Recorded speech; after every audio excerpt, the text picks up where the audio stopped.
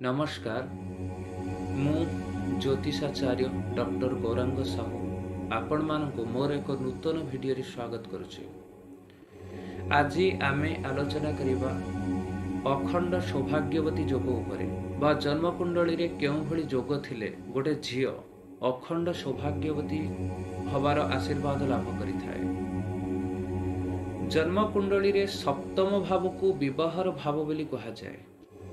जदि सप्तमाधिपति सप्तम भाव रे बसी थाए किंबा नवम भाव रे बसी थाए एवं अष्टम भावटी खाली थाए ताहाले से जातक को अखंड सौभाग्यवती जोग बा अखंड सौभाग्यवती जोग लागि थाए एवं सेही झियटी अखंड सौभाग्यवती हबार आशीर्वाद लाभ करि थाए।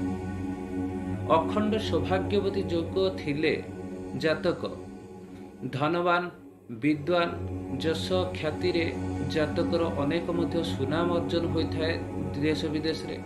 तेणु आपण माने एही जोगटी केवल झियो मानक कुंडली रे देखंतु, कौन सी पुरुष कुंडली रे एही जोगटी देखिबे नाही।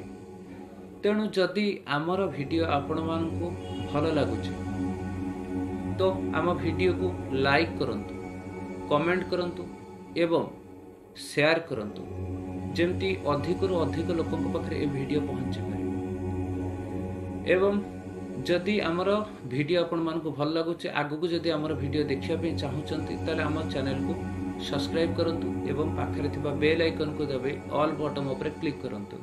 तेणु आमे जेतेले भी वीडियो अपलोड करबा आपनकु तुरंत नोटिफिकेशन प्राप्त होई जिवो।